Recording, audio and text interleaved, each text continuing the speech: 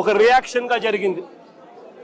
నేను అడుగుతా ఉన్నా ఇదే చంద్రబాబు నాయుడు గారిని, ఇదే పవన్ కళ్యాణ్ గారిని, ఇదే నారా లోకేష్ గారిని అడుగుతా ఉన్నా, మీరు తిట్టే తిట్టులకు ఎటువంటి రియాక్షన్ అవసరం లేదు, మీ మీద ఎటువంటి అటాక్ లేకుండానే మీరు రొటీన్గానే తిరుగుతూ ఉన్నారు. ఈ మాదిరిగా ఇదేమి కొత్తగా జరిగేదేమీ కాదు. మీరు తిరిగితే ఒక రకంగా ఉంటుంది, అంబటి రాంబాబు అన్న ప్రాణం మీదకి వచ్చినప్పుడు రియాక్షన్గా ఆయన తిరిగితే మాత్రం ఇంకొక రకంగా దాన్ని చిత్రీకరిస్తూ ఉన్నారు. అయినప్పటికీ కూడా రాంబాబు అన్న ఇంటికి వచ్చి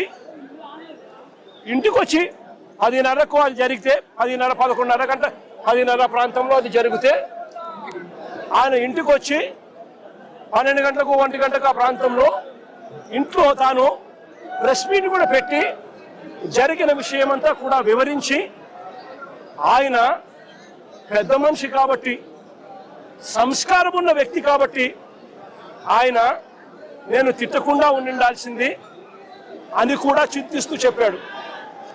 అంటే తన మీద దాడి జరుగుతూ ఉన్నా, తనను ఒకవైపున తిరుగుతూ ఉన్నా, అప్పుడు భావోద్వేగంలో ఆయన 2 తిట్లు తిట్టినందుకు ఇంటికి వచ్చి బాధపడి ప్రెస్ మీట్ పెట్టి మీడియా సమక్షంలో ఆయన దీనికి వివరణ ఇస్తూ, అయినా నేను తిట్టకుండా ఉండింటే బాగుండేది, నేను చింతిస్తున్నాను అని సంస్కారం కలిగిన వ్యక్తిగా అంబటి రాంబాబు అన్న వివరణ కూడా ఇచ్చాడు. అంతటి సంస్కారం ఉన్న వ్యక్తిని నిజంగా చేతనైతే పొగడాలి, నిజంగా చేతనైతే పొగడాలి.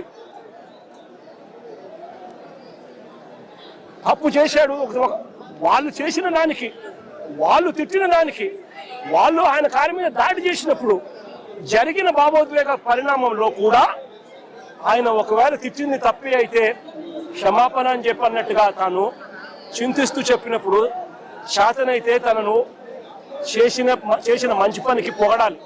కానీ వీళ్ళేం చేశారు, దాన్ని వక్రీకరిస్తూ, దాన్ని ట్విస్ట్ చేస్తూ ఏకంగా అంబటి రాంబాబును హత్య చేయడానికి,